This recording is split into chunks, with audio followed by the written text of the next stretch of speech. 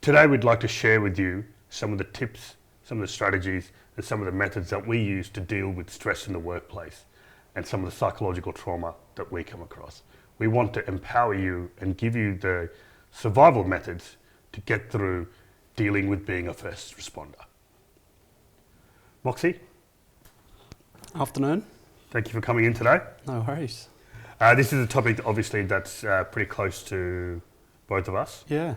In your career, I'm sure you've had some ups and downs. You've dealt with a lot of mental and emotional situations. How has the last 12 years affected you as a person? To say that I'm the same person I was 12 years ago, I'd be completely lying. I think I'm a much more different person now to what I was 12 years ago. Definitely. Some would say better, some would say worse, some would say more grown up, some would say no, he'll never grow up. Ask my wife, she'll probably... I work with you a lot. I don't think that's going to change. No, yeah. No. But actually, I'm going to read a quote out that someone sent to me. They always say, when you say, oh, yeah, I'm a paramedic, that's what I do for work. They say, what's the worst thing you've ever seen? Yeah. This quote that someone says, like asking a paramedic, what's the worst thing you've ever seen is like saying, relive for me the images that you can't get out of your head and the images that have changed the person that you are forever. And that just struck a real chord with me about, there's things that we see and do that we want to never see or do again. It doesn't happen every day, thank Christ. So I don't think you'd be able to continue on doing this job if it was like Chicago Fire and you were facing that sort of stuff every day. No. But being a paramedic as well is also very rewarding too.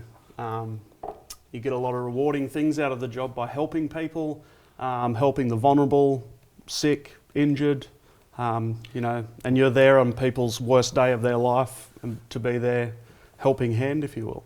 And we enjoy going to these scenes and in amongst the chaos and trying to bring order to that chaos. Yeah, that's right. That's right. So, funnily enough, paramedics have got a number one rule is we never run, as you know. When we first turn up to a scene, strategies that I like to do is do what's called a 0-point survey. So when we first arrive at a scene, whether it be more than likely a major incident or something that's extremely high risk, or something that's going to be high demand, like a pediatric cardiac arrest or, like a pediatric drowning or, a suicide, a major car accident, things like that. Lots of people, lots of excitement, lots of emotion, a lot of stuff going on, and a pretty high risk sort of situation, time critical emergency. And when we first pull up at the job, I'll take a couple of seconds where I'll close my eyes, take a deep breath, center myself, and then we'll move on and get in and get the job done. I mean, taking it back to like a first responder, first aider level, we teach people all the time about the D for danger. That's right. In your approach. So, approaching a scene, taking a few deep breaths before you rush in and not add to the excitement and the chaos of that scene. Correct. If that patient's going to die in those few seconds it takes you to take a breath, center yourself and get yourself organised, they were going to die anyway. There was nothing that was going to change that patient's outcome. The deep breathing technique is something that I use myself as well. And as you know, taking those few big deep breaths engages your frontal cortex and, because your amygdala, your emotional center, your reptilian brain is just going crazy at this point because your brain at this point is not thinking rationally, it's just thinking about all the things that got wrong. Yeah. And you need to try and take those few deep breaths to say, hey, it's okay, we can do this. And so this pre-planning that you're talking about, the 0-point survey, is a really good way of sort of getting all that under control. Yeah, so basically the 0-point survey, in a nutshell really, it's getting out, having a look at exactly what you have in front of you, and taking those few seconds to have a look at what you have, what you need as in what resources you need on your scene, what equipment you're going to need for your scene, and just getting yourself centred and ready to go to be able to then go in and do your job. So would you say practice and preparation would be a good way to deal with the stress and psychological? Yeah, 100%. And that's why we train so much as well. Doing the training and contextualizing training into your workplace, as well as having the moulage and the blood and the everything else to make it as real as possible, it sort of desensitizes you that little bit. I mean, nothing's going to ever prepare you, no matter how many times you do it on a cardiac arrest for a paediatric patient.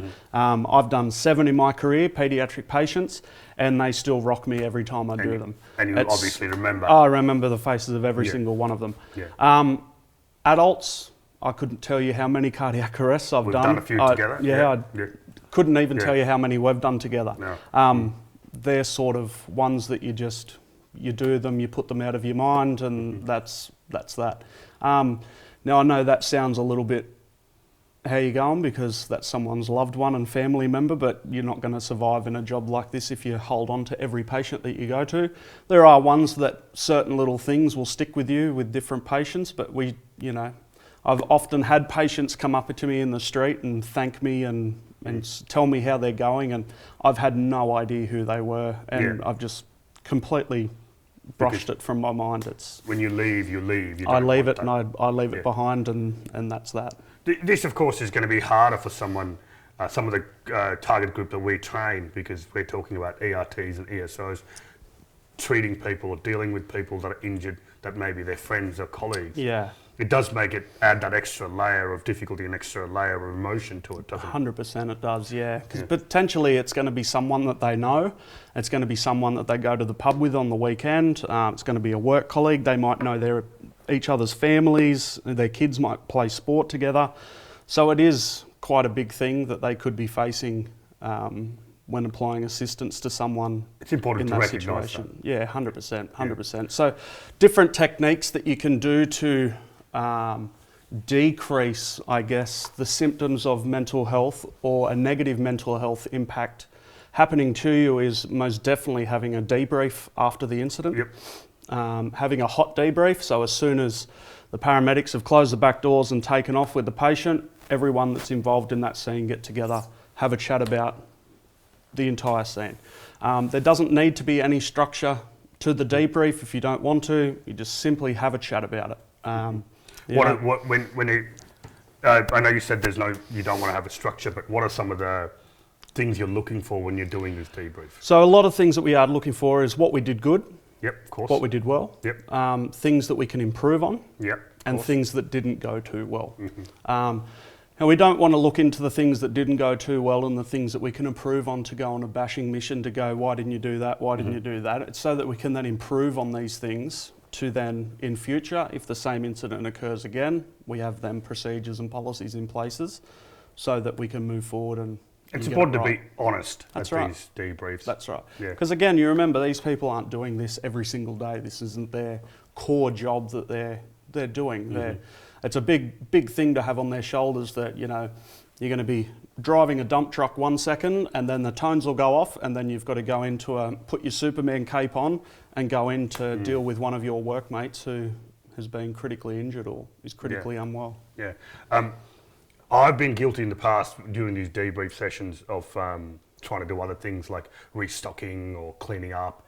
And it's really important to just focus completely, isn't it? To just stop doing what you're doing and just have the debrief.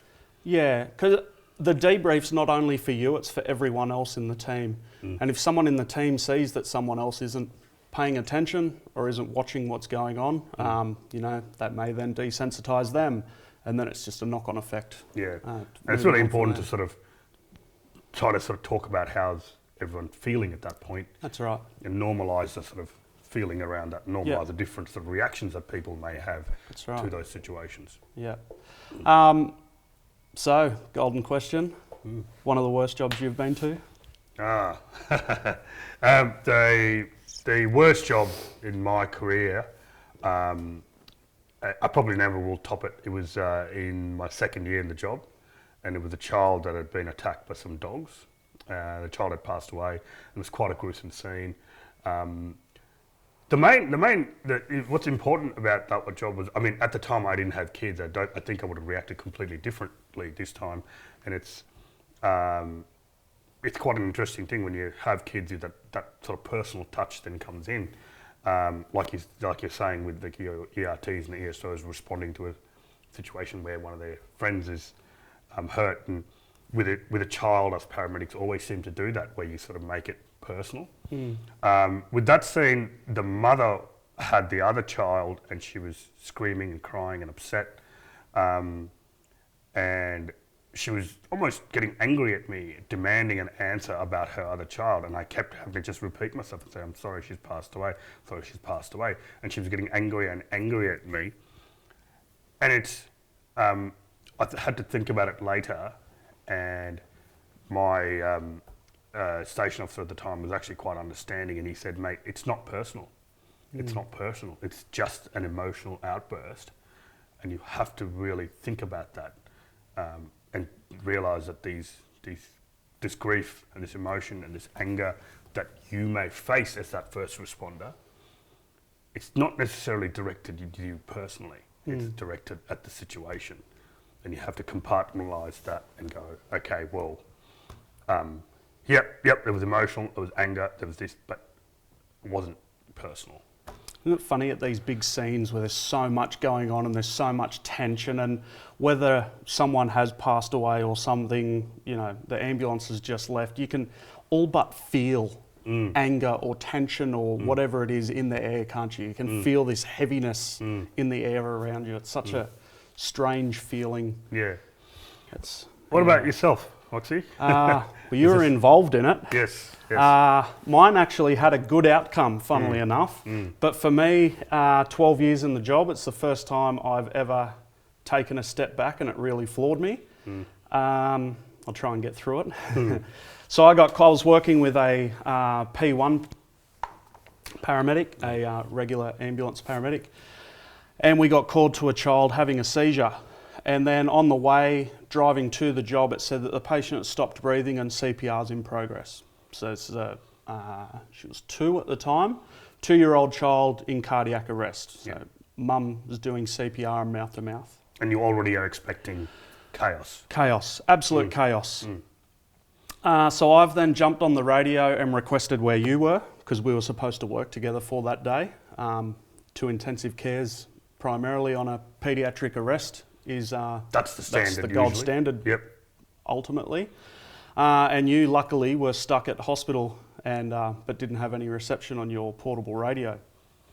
So we've arrived at this address and gone inside, and I've picked this little girl up, and she's just completely lifeless, limp over my arm, and she's got the little curly hair. Yeah. See, it's still pretty raw. Yeah. And yeah. You could just see your own daughter. Yeah, it was my little girl. Yeah, it was pretty rough. I remember walking into that ambulance, and I'd never seen you like that. And it's funny, it's these triggers that we have no control over. These psychological, these little, you know, it's a little smell, it's a little look, it's the colour of her hair, something. It's a street, it's a something that just reminds you, Yeah. But it was the hair for me, the curly blonde hair. And that here did you it for me. And all of a sudden you're doing CPR on and your I'm own doing child. CPR on this girl, and I've looked at the hair, and then straight away it was my little girl. I was like, yeah, it really took me back. Anyway, we got a heartbeat back onto her, and she started breathing on her own, and yeah, we had a really good outcome. Yeah. But yeah, for a second there, it was really pulled at the heartstrings. I don't know how I'd respond to myself if it was my actual daughter. It was it was a bit of a scary moment, actually. The first time it sort of stopped me in my tracks. I'm usually a hell for leather, let's go, clinical leader on a job like that, but this one really sort of rocked me up. I was pretty lucky to have you there on that one.